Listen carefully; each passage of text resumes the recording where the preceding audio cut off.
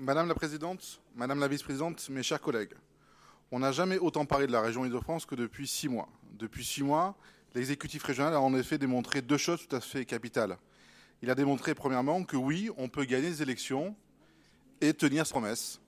Et oui, il a démontré un deuxième élément, que la politique publique menée par l'exécutif inspire les orientations du gouvernement.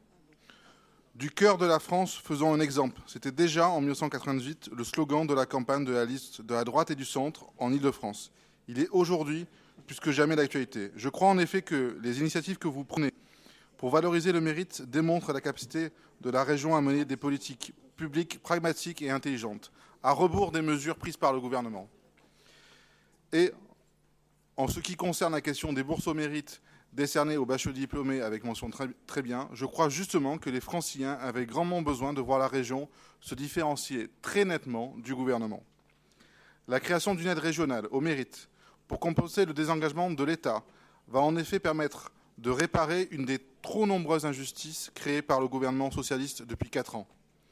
Sans revenir sur l'ensemble des considérations morales et politiques qui rendent la division par 2 de la bourse au mérite délivrée par le Crous foncièrement injuste.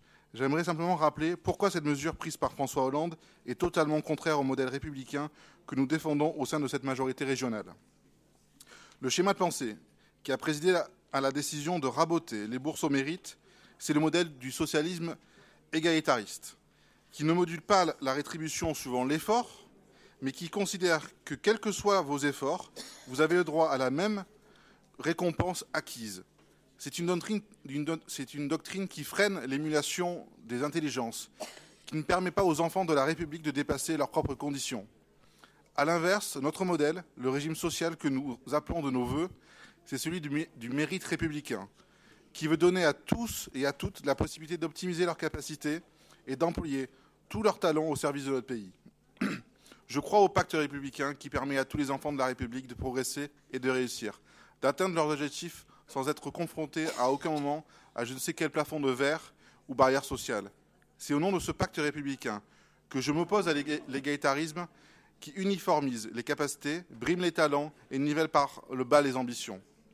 Le versement d'une aide régionale de 900 € pour les bacheliers boursiers ayant obtenu une mention très bien s'inscrit complètement dans cette logique républicaine. Je regrette d'ailleurs que cette mesure soit une mesure qui divise cet hémicycle. C'est une mesure de bon sens qui devrait susciter une approbation transpartisane. C'est une mesure qui n'a pas vocation à diviser inutilement des responsables politiques censés, soucieux d'orienter les étudiants de milieux modestes vers des formations qui n'auraient pas spontanément pensé à intégrer. J'en veux pour preuve, c'est sous la responsabilité de Jacques Lang, alors ministre de l'Éducation nationale, et surtout de Jean-Luc Mélenchon, alors ministre délégué à l'enseignement professionnel, que la circulaire numéro 2111 sur les modalités d'attribution des bourses au mérite avait été publiée. Ce sont donc des socialistes, il y a 20 ans, ont posé les premières pierres de la bourse au mérite, étendue par la suite aux bacheliers mention très bien. Je regrette donc que nous puissions aujourd'hui former une position unanime favorable à ce rapport de bon sens présenté par l'exécutif. Dans la ligne droite des positions défendues il y a 20 ans, par une vingtaine d'années, seulement par le Parti socialiste et les leaders du Front de gauche, j'ose donc espérer, mes chers collègues, que vous saurez faire preuve d'œcuménisme en notant les œillères qui vous poussent à rejeter par idéologie aujourd'hui ce que vous avez mis en œuvre par pragmatisme hier. Par ailleurs, je me réjouis de voir que c'est Fatima Edri, vice-présidente chargée de l'enseignement supérieur et de la recherche, qui a porté au nom de l'exécutif ce rapport pour valoriser le mérite et l'excellence. Je suis ravi que l'UDI ait participé à la mise en place de ce dispositif d'aide régionale au mérite à compter de la rentrée 2016.